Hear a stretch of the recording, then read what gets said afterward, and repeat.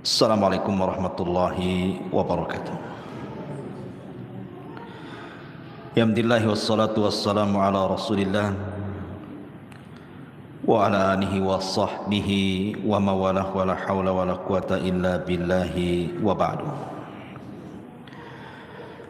Alhamdulillah, di malam hari ini kita bisa duduk kembali di Masjid Nidaul Ilmi. Salawat dan juga salam hadiahkan kepada Rasul kita Nabi besar Muhammad sallallahu alaihi wasallam.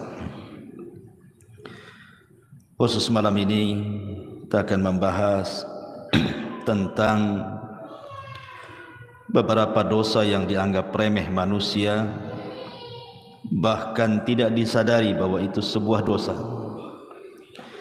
Dari ucapan-ucapan manusia yang sadar ataupun tidak terkadang terlontar, dan ini banyak di masyarakat sehingga kita harus luruskan,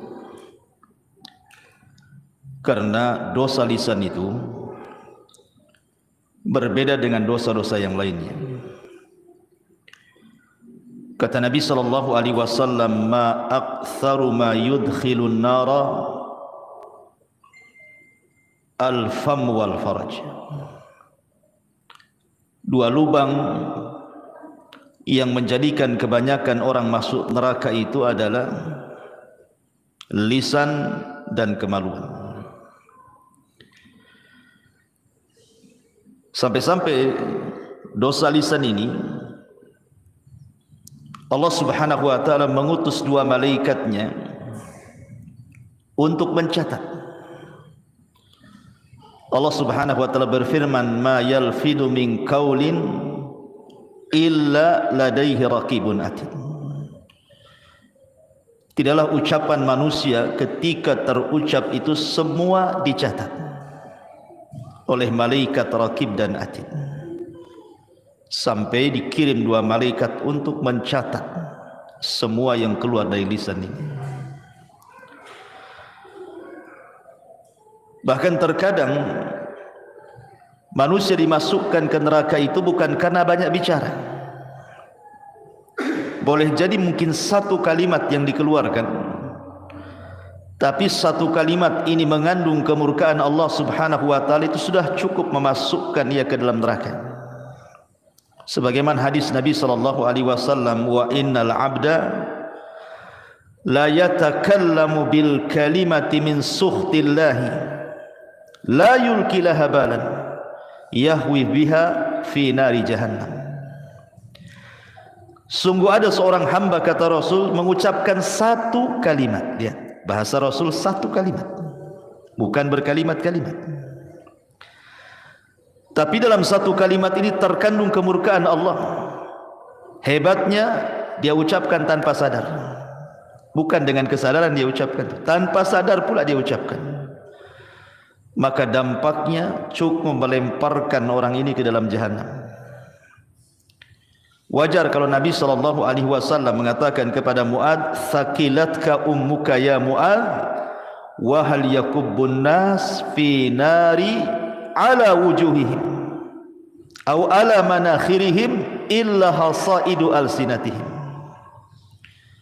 Celaka dirimu hai Mu'ad,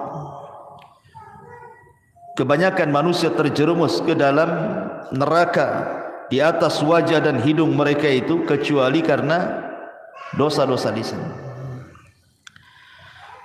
Maka malam ini kita akan membahas tentang dosa lisan.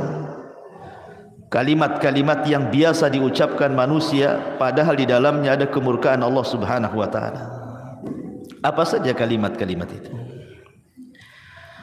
Yang pertama, kita sering mendengar di masyarakat, kalau ada orang dinasihati, umpamanya seorang perempuan tidak pakai jilbab, dinasihati, pakailah jilbab, tutup aurat, berdosa. Apa katanya? Yang penting hatinya. Sering ngomong gitu kan? Yang penting kan hatinya Ustaz kita. Gitu. Ma'asyiral muslimin yang dimuliakan Allah Subhanahu wa taala. Ini tersebar kalimat seperti ini. Yang penting hatinya. Dikiranya Allah Subhanahu wa taala itu ya hanya menghisab hati orang saja. Allah itu bukan menghisab itu lantaran kesalahan hati saja. Kesalahan lisan, kesalahan badan, semua dihisab. Makanya dalam hadis yang masyhur Nabi SAW mengatakan, innallaha la yanzuru ila ajsamikum wala ila suwarikum walakin yanzuru ila qulubikum wa a'malikum. Allah memang tidak memandang bentuk tubuh kalian ataupun tidak memandang wajah-wajah kalian, tapi yang Allah pandang dua. Pertama hati, dan yang kedua amalan. Amalan ini mencakup badan dan lisan. Maka hati-hati kalau ngomong yang penting hatinya itu. Karena yang dihisab itu bukan hanya sekedar hati, saya ulangi, tetapi juga anggota badan dan juga lisan. Tadi hadis yang saya sebutkan, wa innal abda la yatakallamu bil kalimati min sukhtillahi la yulki laha balan yahwi sahibuha fi nari jahannam wa fi riwayatin tahwi bihi sab'ina kharifan finnar. Seorang hamba mengucapkan satu kalimat. Kalimat pakai apa? Pakai hati, pakai lisan. Kalimat itu dia ucapkan tanpa sadar. Rupanya kalimat itu mengandung kemurkaan Allah Azza wa Jal, cukup memasukkan dia ke dalam jahanam. Dalam riwayat dilemparkan ke dalam neraka jahanam sedalam 70 tahun. Maka hati-hati ngomong seperti itu. Yang penting hatinya. Orang yang ngomong yang penting hatinya pun belum tentu hatinya baik kan. Kalimat yang penting hatinya, emang hati anda yang ngomong begitu bersih? Kalau hati anda bersih, pasti akan melaksanakan perintah dan menjauhi larangan. Kalau bersih hatinya. Ketika anda mengatakan yang penting hati, menunjukkan hati anda ini kotor sebenarnya, tidak tunduk kepada syariat. Maka hindari kalimat-kalimat seperti ini. Ini kalimat pertama. Kemudian yang kedua, kalau ada orang dinasihati, umpamanya ini ya terbalik nih, wanita ini sudah berjilbab, panjang pula jilbabnya, pakai cadar, nikob, kaos kaki, kaos tangan gitu ya. Tetapi mungkin masih belum bisa meninggalkan perbuatan buruknya seperti ghibah, namimah, masih ada lah gitu. Muncullah kalimat apa? Daripada engkau melakukan ghibah, lepas saja jilbabmu. Buat apa pakai jilbab kalau lidahnya masih menggibah orang? Aneh kamu ini, kadang-kadang lidahmu lebih panjang daripada jilbabmu. Copot sajalah katanya. Masa orang suruh nyopot jilbab gara-gara ghibah? Anda harus paham, wa ma tuqaddimu min khairin ya'lamhu Allah. Kebaikan apapun yang anda sodorkan kepada Allah, Allah pasti akan membalasnya, sekecil apapun. Sebagaimana sekecil apapun dosa yang anda lakukan pun Allah akan mencatatnya. Jadi enggak ada hubungan kait antara jilbab dengan ghibah. Jilbab itu berpahala, ghibah itu berdosa. Tinggal ditimbang aja lah pahala dan dosanya. Sekarang kalau seandainya disuruh copot jilbab, copotlah jilbab dia. Kemudian bergibah, apa 2 kali lipat tuh, kuadrat tuh dosanya. Udah nggak pakai jilbab, gibah lagi. Gimana sebenarnya? Masih mendingan pakai jilbab gibah daripada tak pakai jilbab, dia gibah kan? Dua-duanya dia kena. Sudah tidak nutup aurat, kena dia dosa. Ghibah kena lagi. Jadi kalimat-kalimat seperti ini tidak pantas. Cukup dinasihati ghibahnya saja, jangan pula suruh lepas jilbabnya. Buat apa pakai jilbab, kelakuannya kayak setan gitu. Ma'asyiral muslimin yang dimuliakan Allah Azza wa Jalla, ini tidak boleh. Atau umpamanya orang-orang yang terkejut orang-orang yang terkejut. Saya sering mendengar kata-kata itu, astaga, astaga pula diucapkan dia. Ada lagi ditambah, astaga naga, ada naganya pula situ. Atau ucapan yang lain apa ya? Jangkrik, jangkrik pula keluar. Ada orang-orang yang terkejut itu, aneh-aneh dia diucapkan. Harusnya, atau mungkin terkadang ya, orang ini salah mengucapkan niatnya baik. Ketika terkejut itu, harusnya dia mengucapkan subhanallah, dia katakan masya Allah. Harusnya mengatakan masya Allah, dia ucapkan pula subhanallah. Maksudnya apa? Kalimat subhanallah ikhwan itu artinya maha suci Allah. Seharusnya ucapan subhanallah ini diucapkan kapan? Ketika mendengar keburukan atau melihat sesuatu yang antum tidak suka. Jadi kalau antum melihat keburukan di hadapan antum tidak suka, atau mendengar keburukan, antum ucapkan subhanallah ya. Tapi kalau antum melihat kebaikan di hadapan antum atau kabar yang baik, katakan masya Allah. Ini terbalik kan antum. Wow, kalau mantap subhanallah, masya Allah ya. Begitu juga ketika terkejutnya karena apa?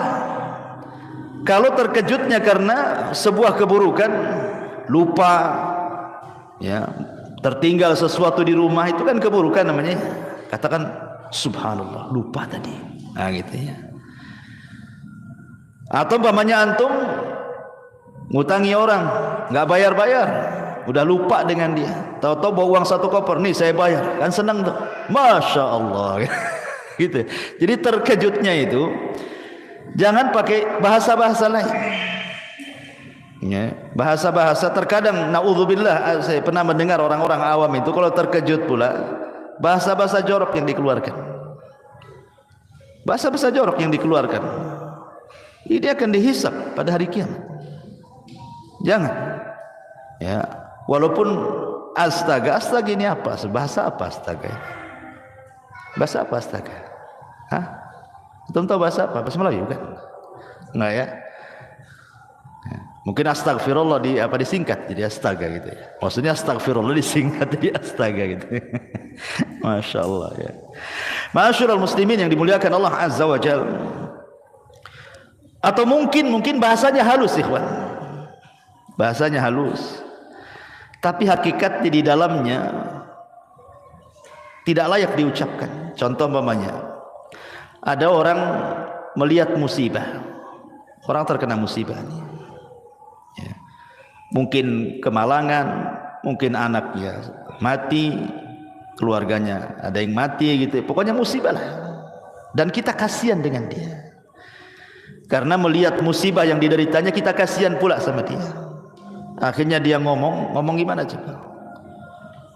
Nggak layak orang seperti itu dapat musibah tuh. Kasihan katanya. Nggak boleh kawan ngomong seperti ini. Layak tidak layak dalam mendapatkan musibah itu Allah yang menentukan. Antum kira apa semua musibah itu jelek? Tidak. Terkadang musibah itu untuk mengangkat derajat. Karena Nabi SAW yang mengatakan dalam hadis, ma yusibul mu'min min syaukatin wa ma fawqaha illa rafa'ahu Allah.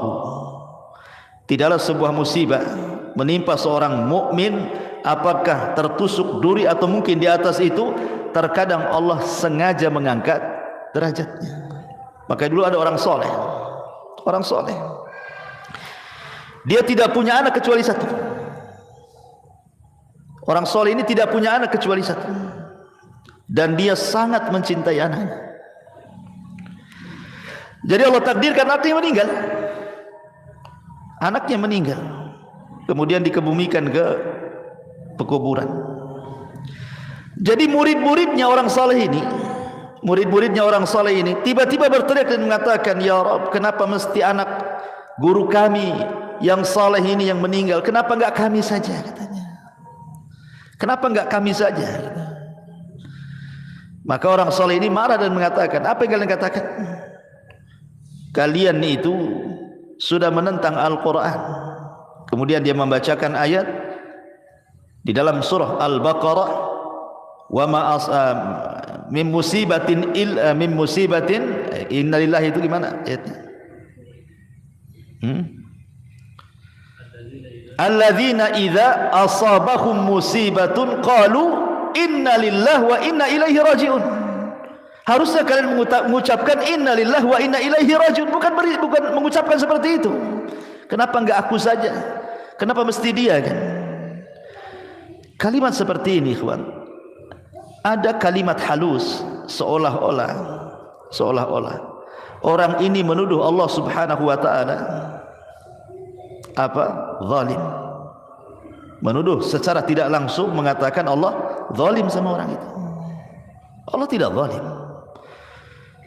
Ketika Allah Subhanahu wa taala menimpakan musibahnya kepada seseorang, imma Allah sedang mengangkat derajatnya, atau imma Allah sedang menyadarkannya. Allah tegur dia supaya dia jangan terus bermaksiat, ditegur supaya sadar. Antum bilang kasihan, orang sedang diangkat derajat, antum bilang kasihan pula. Maka kalimat seperti itu tidak boleh. Atau mungkin sebaliknya,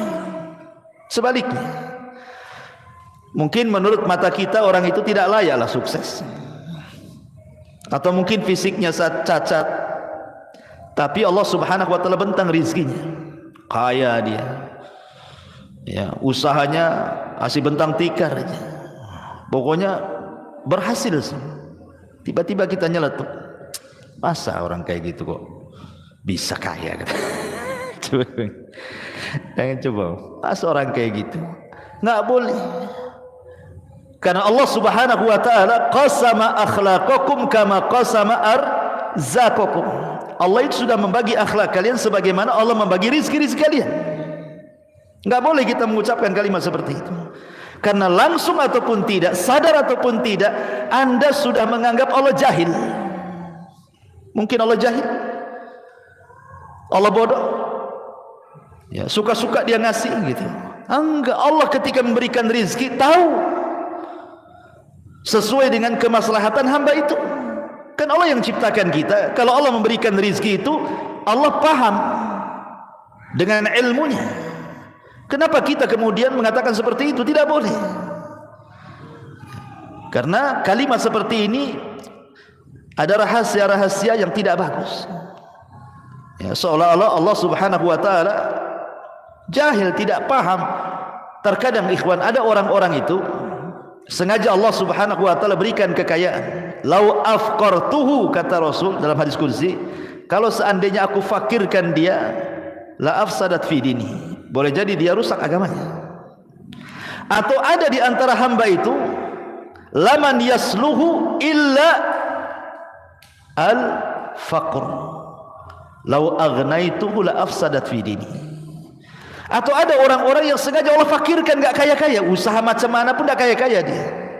Sebab kata Allah dalam hadis qudsi, sebab kalau aku buat dia kaya makin rusak agamanya. Allah Maha paham ya apa yang diberikan. Enggak boleh kita ngomong seperti itu. Dan ngapain pula antum ngurusi orang? Kok ngurusi orang pula? Itu hasad namanya, ya kan? Maka kalimat-kalimat seperti itu tak layak diucapkan. Ataupun mencela waktu. Nah, ini yang sering, ya, sial banget hari ini. Nah, sering antum dengar gitu? Sial banget hari ini. Ataupun mengatakan, pamannya antum diajak pesepak bola nih, hari Rabu pula, ya, kemudian mengatakan, kalau Rabu pasti antum kalah tuh. Jadi kekalahan dinasabkan ke hari Rabu, ya, atau hari Senin gitu ya.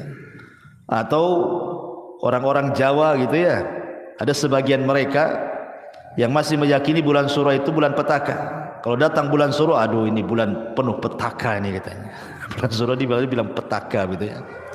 Tidak boleh. Atau lebih parah lagi nih, zaman edan katanya. Kamu yang edan bukan zaman, ya. Kalimat-kalimat seperti ini tidak boleh. Kenapa demikian? Imam Syafi'i rahimahullahu ta'ala mengatakan, naibuz zaman wal aibu fina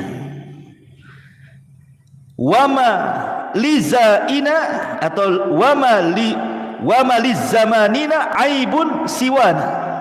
Kata Imam Syafi'i, naibuz zamana wal aibu fina, wama lizamanina aibun siwana. Kata Imam Syafi'i rahimahullahu taala, kita mencela zaman, waktu, sedangkan yang tercela adalah kita. Tidak ada aib bagi zaman selain aib yang datang dari kita. Tidak boleh kita mengatakan zaman edan. Zaman itu enggak edan sejak zaman dulu, sejak terbit matahari dulu sampai terbenam, sampai hari ini begitu-begitu saja. Hari berlalu datang, minggu pergi datang, bulan entah kemana datang, tahun. Semua sama dari dulu sejak Adam sampai sekarang, ya gini-gini saja waktu. Cuman ada yang makin ke sini, maksud mendekatkan kiamat, maka makin dipercepat waktu itu. Hanya itu saja. Tapi kalau kita celah zaman dengan mengatakan seperti itu, ini sial banget ini hari ini. Ini tidak boleh, karena langsung ataupun tidak Anda sedang mencela yang menciptakan zaman, yang membolak-balikan zaman. Kata Rasul, la tasubbu dahra fa inna ma ana dahrun. Jangan kalian cela waktu. Aku yang membolak-balikan waktu, kata Allah. Jadi mencela waktu itu sama dengan mencela yang membolak-balikannya siapa? Allah. Allah antum celah. Ya. Ma'asyiral muslimin yang dimuliakan Allah Azza wa Jalla. Walaupun dalam hal ini ulama membagi tentang hukum mencela waktu ini. Kalau maksudnya sekedar memberikan kabar saja, lil khabar saja. Pamannya memang hari ini panas luar biasa, panas sekali. Kemudian kita katakan, aduh, lelah kali hari ini. Ya, lelah kali hari ini karena panas. Itu tidak apa-apa. Karena sifatnya khabar, menghabarkan. Tidak ada celahan di sini. Ya. Yang tidak boleh itu kalau seandainya kita mencela, sial kali hari ini, itu mencela. Edan kali zaman ini, itu mencela namanya. Itu tak boleh. Atau yang ketiga bisa jatuh kepada syirkul akbar. Kalau yang tadi mencela zaman bisa saja masuk kepada syirkul asghar atau haram. Tapi kalau dia mencela zaman atau meyakini zaman itulah yang membawa petaka, maka ini bisa syirkul akbar, karena zaman itu tidak bisa apa-apa oleh yang putar. Ya. Menasabkan peristiwa kepada zaman itu salah. Ini juga di antara ucapan yang sering diucapkan manusia. Atau umpamanya berandai-andai.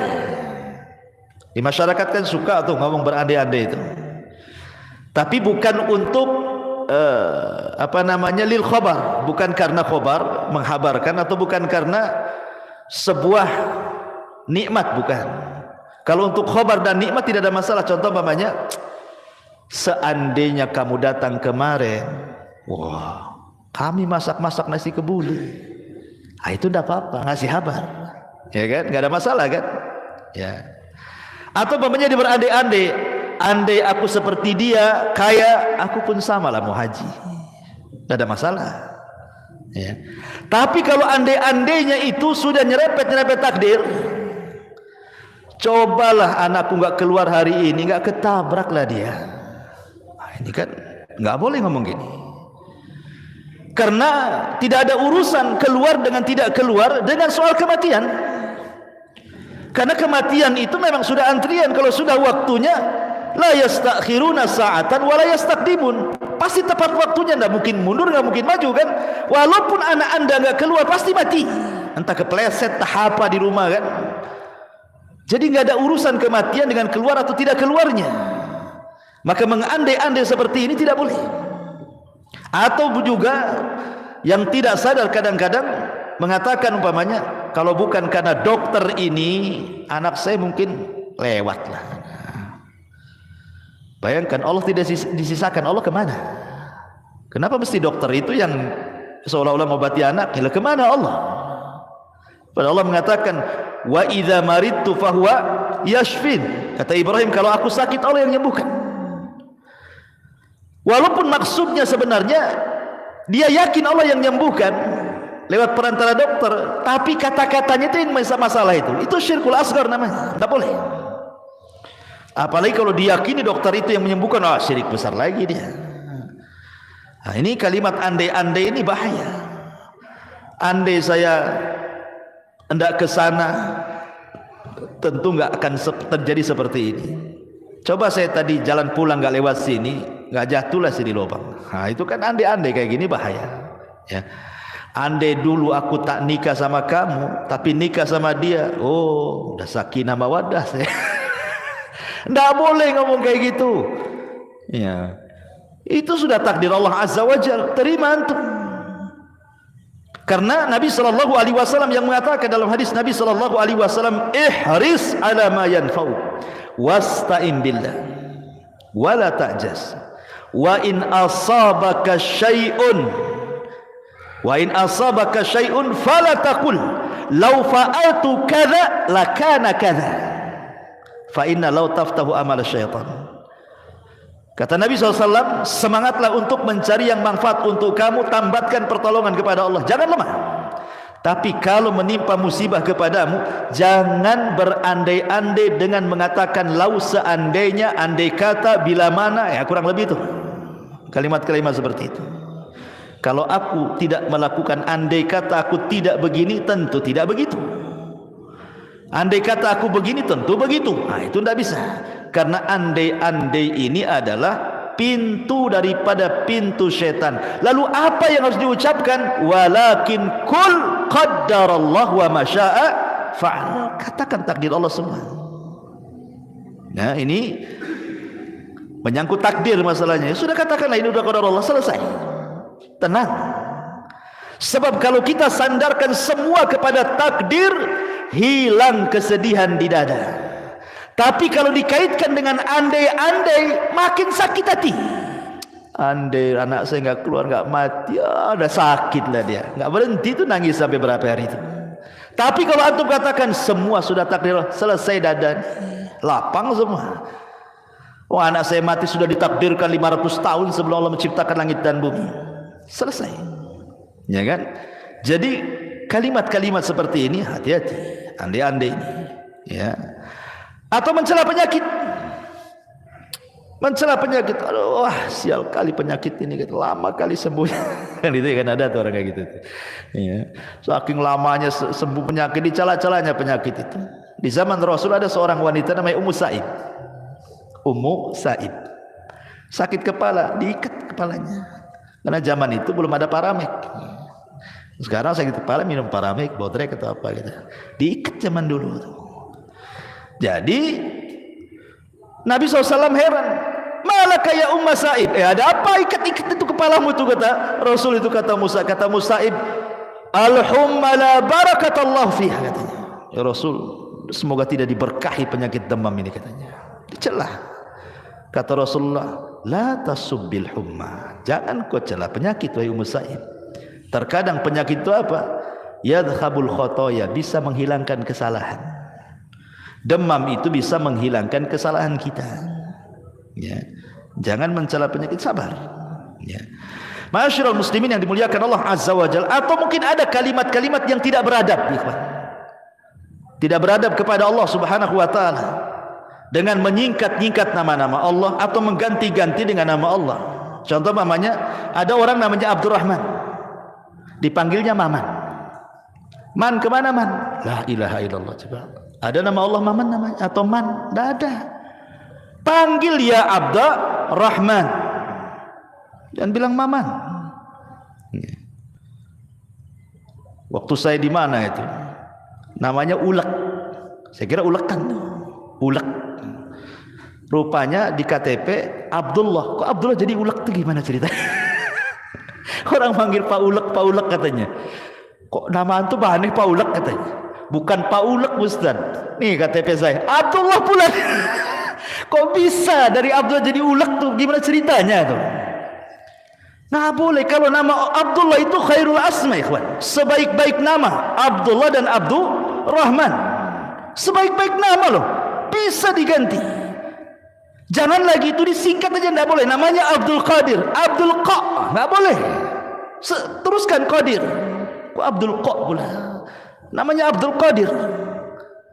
Ini tidak beradab kepada Allah namanya.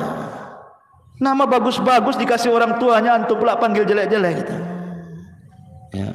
Abdurrahim jadi Mimin katanya. Kok jadi Mimin pula Abdurrahim itu? Jadi tidak boleh, kadang-kadang orang itu tidak beradab kepada Allah, tidak boleh. Panggil sesuai dengan namanya. Abdullah, ya Abdurrahman, ya Abdurrahim, ya Abdul Ghafur. Begitu. Ya. Jangan Abdul Ghafur pur. Repot. Ghafur. Jangan bilang fur, jangankan soal yang seperti ini. Yang lebih kecil daripada itu di zaman Rasul itu ada namanya Hani ibn Kindi. Namanya Hani, sahabat ini. Tapi banyak kaumnya itu kalau ada masalah datang kepada dia dan minta diselesaikan masalahnya. Dan kepiawaian dia mampu pula dia mendamaikan orang bermasalah itu. Jadi kabilahnya kalau ada masalah mesti datang ke dia, dan selalu berdamai. Jadi orang-orang kabilah itu menyebutnya ya Abul Hakam. Namanya Hani ibn Kindi, tapi disebut ya Abul Hakam. Ingat Rasul mengatakan apa? Innallaha huwal hakam wa ilaihil hukm. Allah lah hakam, semua hukum kembali kepada dia. Abul Hakam itu bapak pemutus masalah. Hakam itu artinya. Maka suatu ketika berjumpa dengan Rasulullah, bercerita oleh dia, Rasul, kaumku apabila berselisih mereka datang kepadaku, aku pun berhukum dan mereka pun ridho dua-duanya. Maka orang-orang menyebutnya Abul Hakam.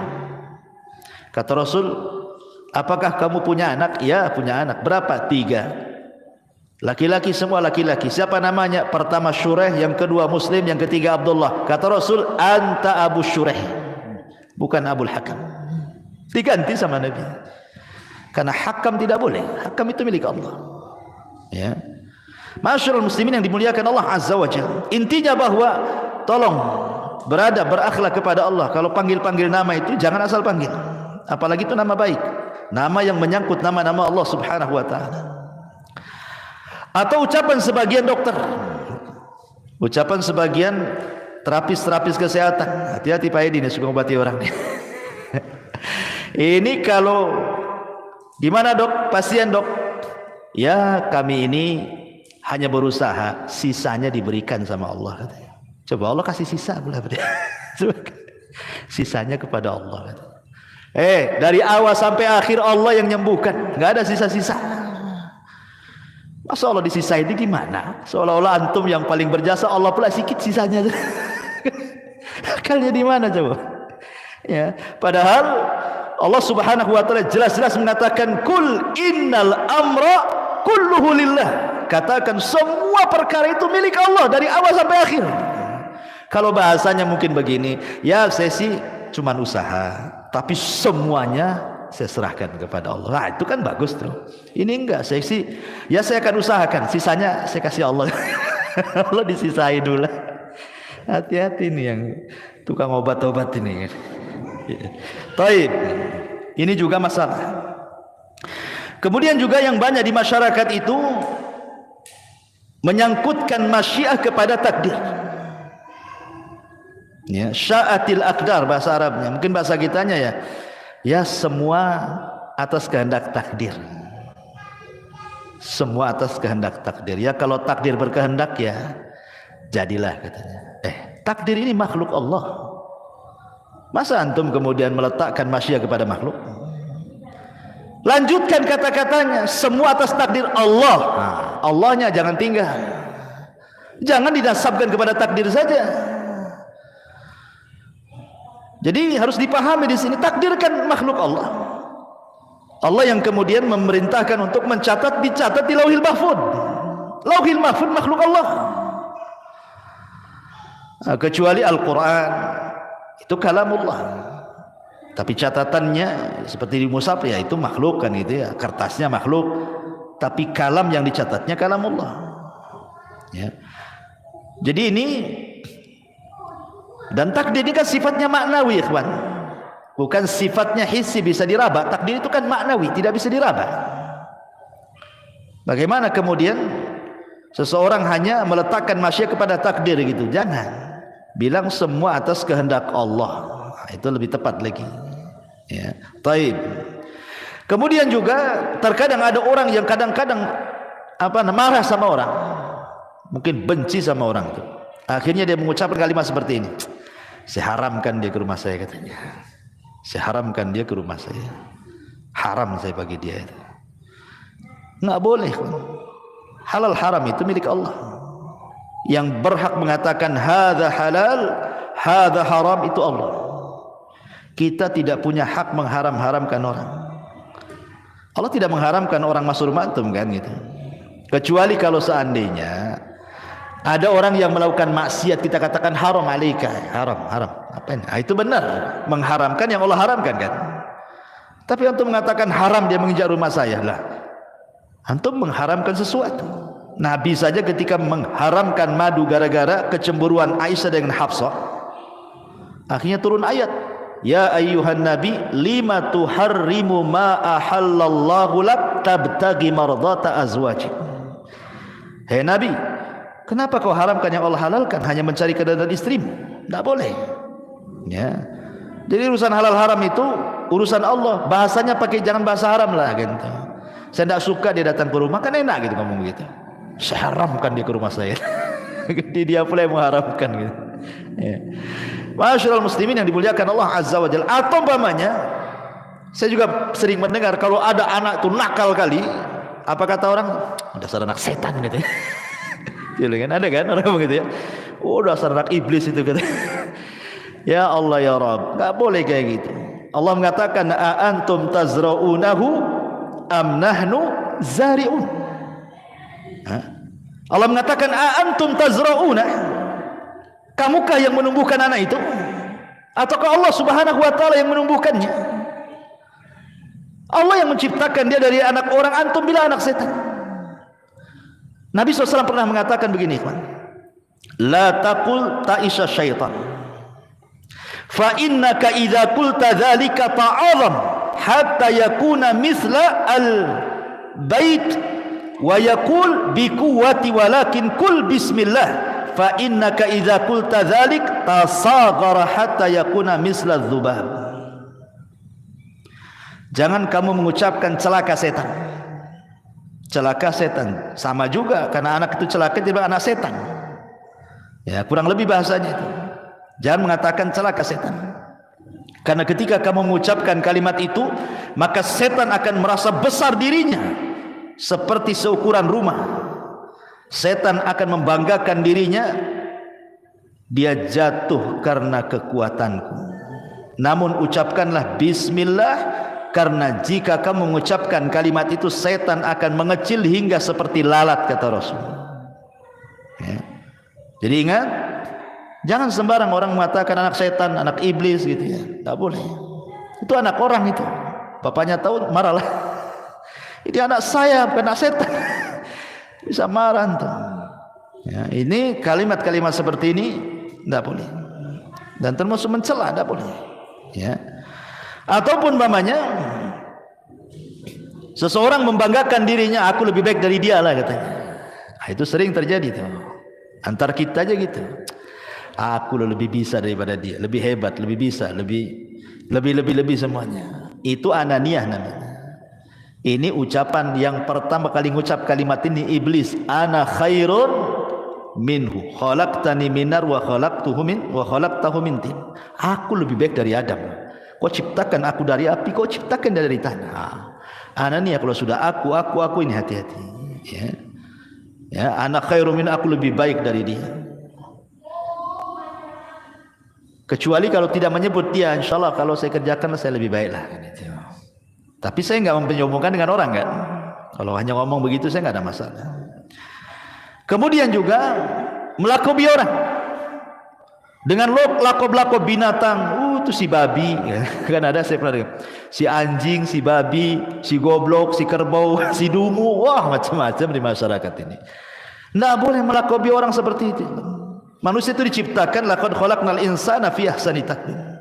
Kok antum pula panggil dengan bahasa binatang? Ya ayyuhalladzina amanu la yaskhar qaumun min qaumin asa an yakunu khairan minhum wala nisa min nisa'i asa an yakuna khairan minhunna wala talmizu anfusakum wala tanabazu bil alqab bi'sal ismul fusuku ba'dal iman. Wahai orang-orang yang beriman, janganlah satu kaum mengolok-olok kaum yang lainnya. Boleh jadi mereka ini para olok-olok jauh lebih baik daripada mereka yang mengolok-olok. Dan jangan pula perempuan-perempuan mengolok-olok perempuan yang lain. Boleh jadi perempuan yang diolok-olok lebih baik daripada yang mengolok-olok. Dan jangan pula kalian saling mencela dan memberikan lakob-lakob buruk sama orang. Nggak boleh. Ini kan kasar ya. Si anjing, si babi, si dungu, si goblok, si ini. Ya Allah ya. Ngeri itu kalimat-kalimat itu. Jangan seperti itu. Mencela fisik orang saja tidak boleh. Apa bahasa trennya itu? Body apa? Shaming. Ya, itu kan pernah viral juga ya body shaming itu ya. Ya kan ada ya dulu ya. Sampai saya dengar ada aturan negara itu keluar gara-gara body shaming itu kan. Ya gimana coba? Mau tembem pipinya kok kayak bakso. Gara-gara tembem dibilang bakso pipinya. Atau pipi kok di pinggang katanya. Karena pinggangnya mungkin tembem gitu. Subhanallah. La haula wala. Gigi kayak gergaji gitu ya karena lubang-lubang gitu ya. Itu janggut apa akar siwak gitu. Subhanallah ikhwan. Body shaming tidak boleh haram. Antum mencela body orang itu sama dengan mencela yang menciptakannya. Tidak boleh. Di zaman Rasul ada seorang namanya sahabat Abdullah bin Mas'ud radhiyallahu anhu. Abdullah bin Mas'ud ini naik ke atas pohon kurma. Pohon kurma. Dia kan kurus sekali, kurus ceking Abdullah bin Mas'ud itu. Jadi betisnya itu kayak kulit berbalut tulang saja atau tulang berbalut kulit saja, enggak ada dagingnya. Naik dia ke pohon kurma, datang pula angin. Tersingkap pula betisnya. Semua sahabat mentertawakan betisnya Abdullah bin Mas'ud karena kecilnya. Dari as-sabiqun al-awwalun. Marah Rasul dan mengatakan walladzi nafsi biyadihi la tadhaku katanya.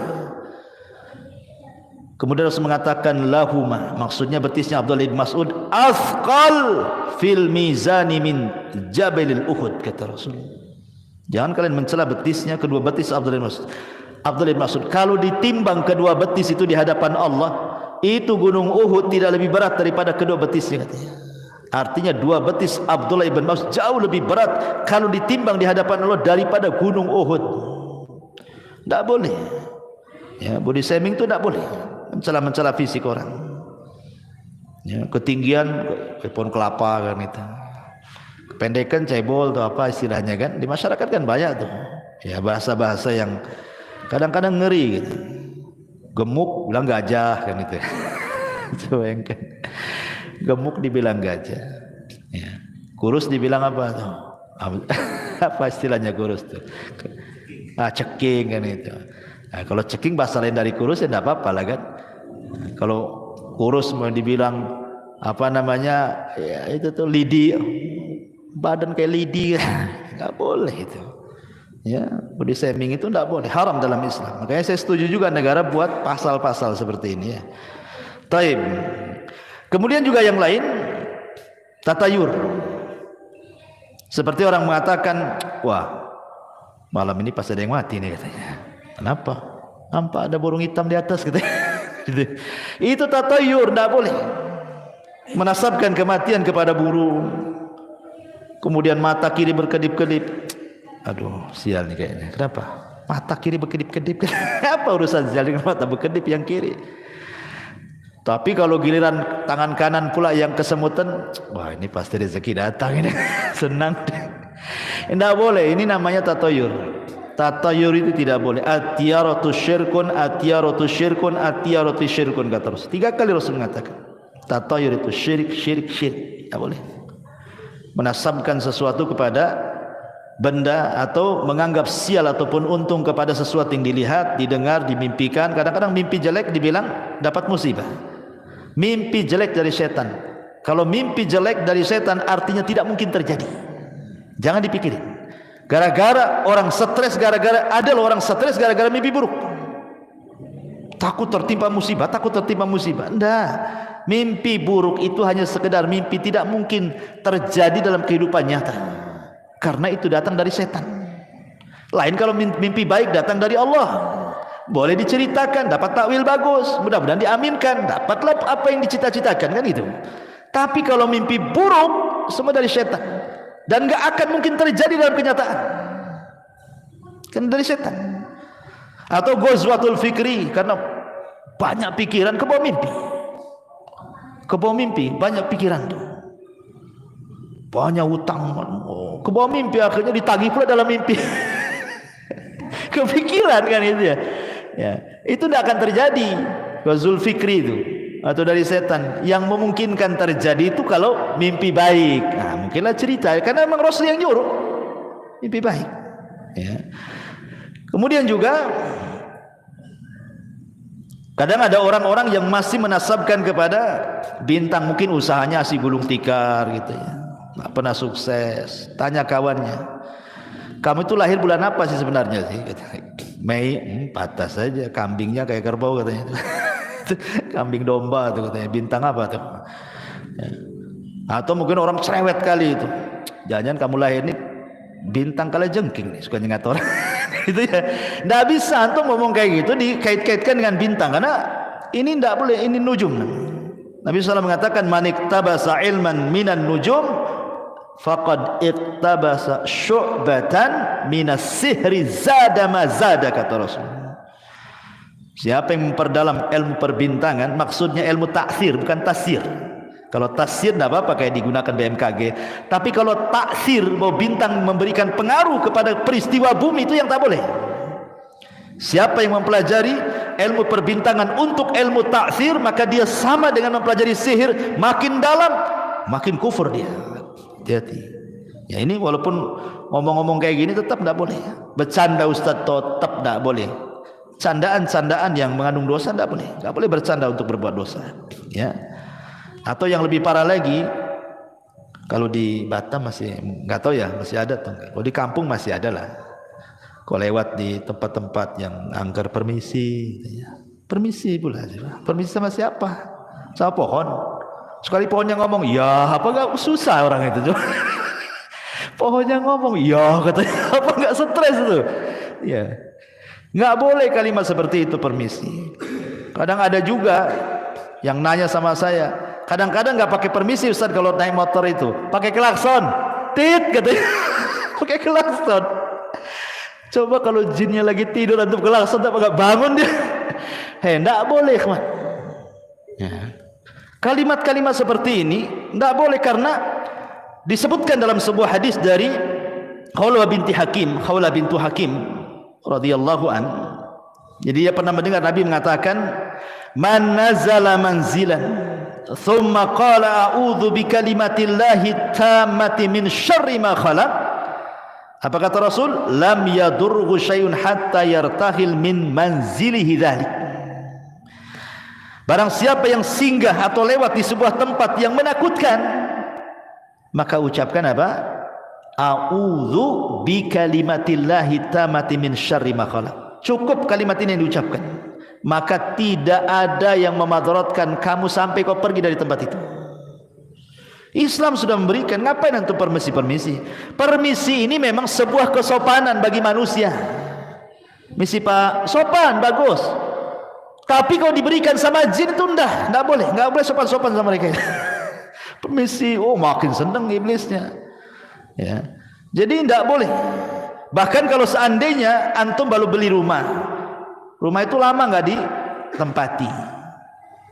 Abdullah ibn Umar radhiyallahu an mengatakan, idza dakhala al-baita ghairal maskuni falyakul assalamu alaina wa ala ibadillahi salihin.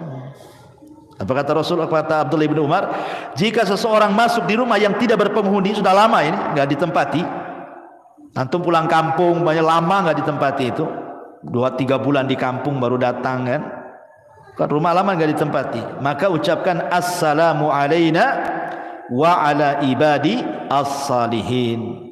Salam bagi diri kami dan salam bagi hamba-hamba Allah yang saleh. Maksudnya boleh jadi ada jin-jin muslim dalam rumah kita ini yang menjawab salam. Jin-jin muslim, dan jin muslim gak akan mengganggu kita. Yang tukang iseng ganggu kita itu jin fasik gitu. Ya kadang-kadang buat suara gitu kan. Senggolnya kaleng konggon jugreng malam-malam tuh. Oh, takutlah orang kan. Banyak anak kucing kan gitu. Kadang-kadang gorden gelebar. Sebenarnya nggak ada setannya, antum lupa nutup jendela itu sebenarnya. Angin masuk, kelebar. Ini sudah ikut-ikut merinding. Ada apa gorden digugur gerak-gerak gitu ya kan? Ya, ikhwan, atau mungkin suara angin. Memang setan itu akan masuk dalam semua media, entah angin, entah suara, entah bayangan. Memang sengaja nakut-nakuti kita sebenarnya. Makanya kata Nabi SAW, kalau antum lewat ke sebuah tempat yang menakutkan dalam rumah, cukup menyebutkan Bismillah wala tubali, kata Rasul. Ya, orang takut nih mau keluar rumah, entah ada barang yang tertinggal di luar mau ngambil, malam-malam pula gitu kan, anjing tangga pula berisik gitu ya, gelap pula lampu, hujan pula deras, la ilaha illallah, samping kuburan pula rumahnya, makin lah kan gitu kan. Jadi cukup mengucapkan Bismillah, jangan pedulikan. Atau ibu-ibu ini mau ngambil sesuatu di dapur, haus, malam-malam, jam 1 bangun, listrik mati, penerangannya pakai handphone aja ya. Kemudian di center-center gitu, mana nih minuman letak di mana, mulai takut. Maka kata Rasul, Bismillah, jangan pedulikan di dapur, ambil air, bergegas. Kalau takut lari kan itu ya. Tapi jangan ditabrak-tabrak pula. Minum, sudah selesai. Bismillah. Takut kepada setan tidak syirik, karena setan itu musuh kepada kita. Sama dengan kita takut sama orang jahat, tidak syirik. Ya, ada orang ngancam kita, saya bunuh kamu, wajar kita takut. Ya, takut sama setan juga wajar, karena setan musuh kita. Yang tidak wajar itu kalau kemudian kita ladeni mereka. Browsing dia, setan takut sama bawang gantung katanya. Gantunglah semua bawang itu di pintu, sama garam disebarlah, habislah debu dapur. Ikhwan, sayang kan? Itu apa coba? Atau teriak-teriak, hei siapa di dapur? Sekali ada yang jawab, bapak antum gak stres kan itu. Jadi tidak boleh, nggak usah, kata Rasul, jangan dipedulikan, cukup baca basmalah saja. Beranikan, karena hakikatnya mereka juga takut dengan kita, sebagaimana kita pun takut sama dia sebenarnya. Jadi kalau kita berani, mereka takut. Kalau kita takut, mereka pula yang berani. Sekarang adu mental aja di situ tuh. Antum adu mental di situ. Kalau berani mereka takut, kalau kita takut mereka pula berani ya. Tapi jangan pula uka-uka antum tes keberanian itu. Yang kesurupan lah antum. Uka-uka di Barelang sana. Ya, banyaklah kesurupan. Apain pula antum ganggu sarang jin pula? Ya, bukan itu uji mental, uji nyali itu. Ma'asyiral muslimin yang dimuliakan Allah Azza wa Jalla. Kemudian juga ini kalimat-kalimat yang ya menurut saya sih ngeri sekali ya, kalimat-kalimat seperti ini kan. Sebaiknya jangan diucapkan ya. Izin kepada jin lewat permisi ya, maka itu dilarang dalam Islam, karena bagaimanapun bagi seorang yang muwahhid tidak pantas takut kepada setan. Takut itu hanya diberikan kepada Allah Subhanahu wa taala ya.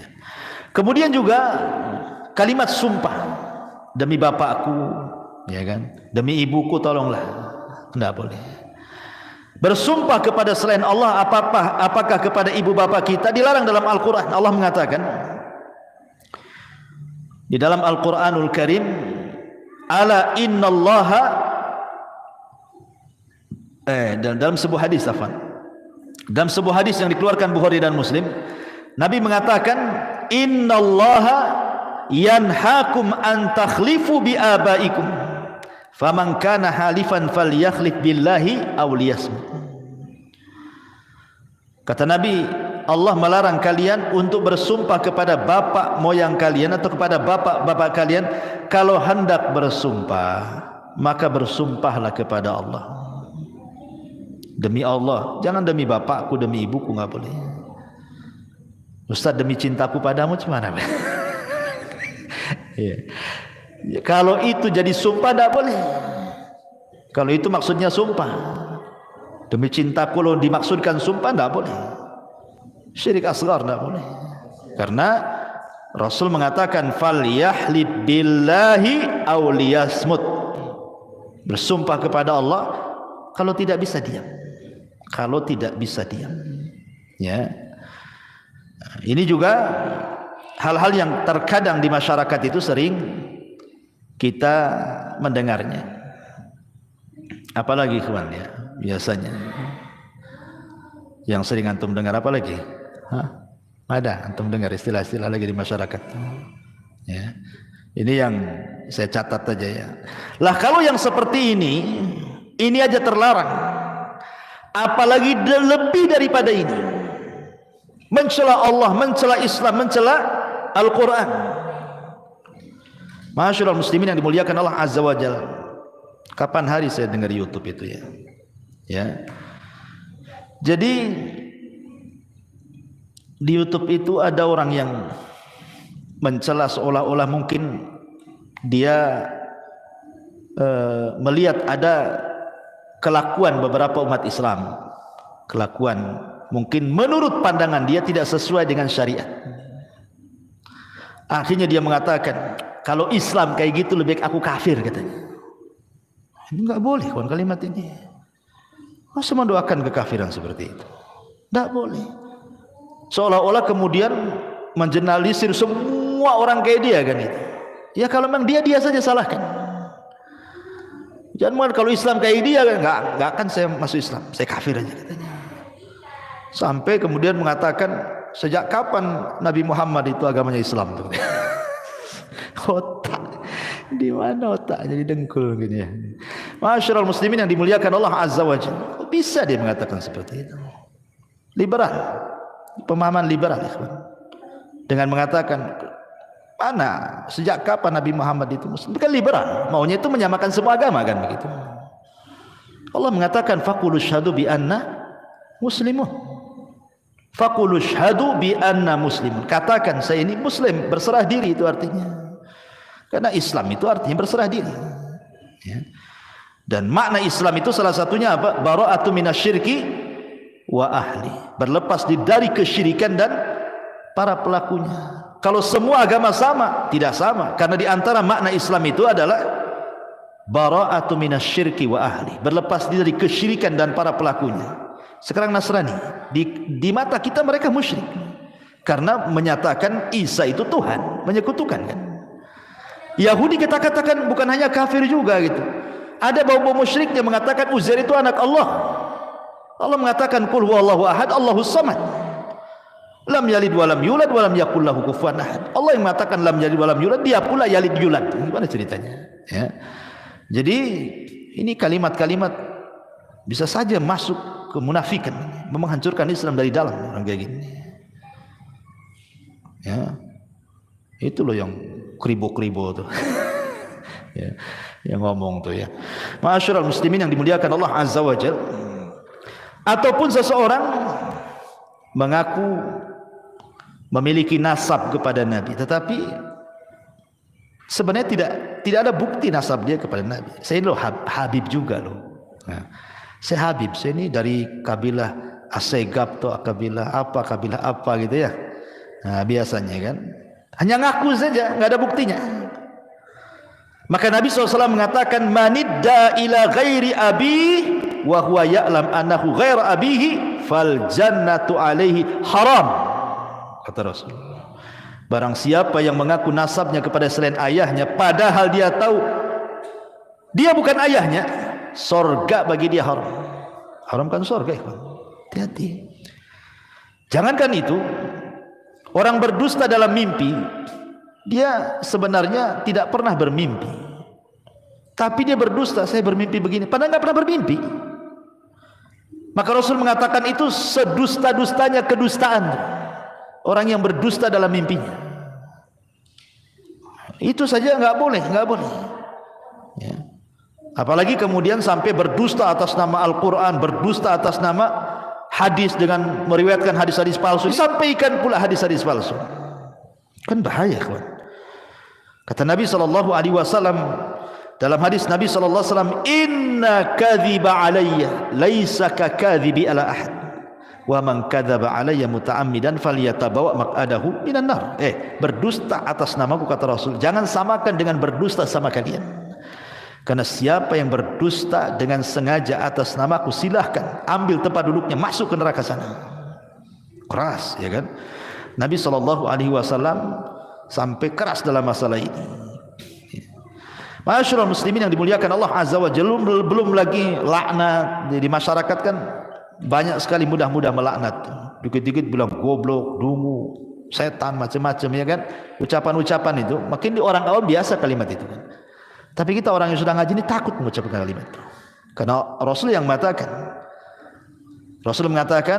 la yakununa la'anuna wala syuhada yaumal qiyamah. La yakunu la'anun syufa'a wala syuhada yaumal qiyamah. Tukang laknat itu tidak akan dapat syafaat, bahkan tidak akan jadi saksi pada hari kiamat. Diharamkan syafaat bagi dia, naudzubillah. Pada orang di yaumul akhir itu syafaat diperlukan, karena itu yang bisa menyelamatkan. Ini orang pelaknat ini tidak akan dapat syafaat. Berarti hanya satu dapat rahmat Allah. Dia kalau dapat rahmat, ya, dia bisa selamat. Kalau tidak, habislah dia kan itu. Maka dan banyak lagi lah ini yang bisa saya rangkum dari ucapan-ucapan manusia yang kadang-kadang tidak sadar kita ucapkan, rupanya di balik itu ada kemurkaan Allah Subhanahu wa taala. Wallahu a'lam, mudah-mudahan ada manfaatnya. Ini yang bisa saya sampaikan. Subhanakallah bihamdika asyhadu an la ilaha illa anta astaghfiruka wa atubu ilaik. Allahu taala alam. Assalamualaikum warahmatullahi wabarakatuh.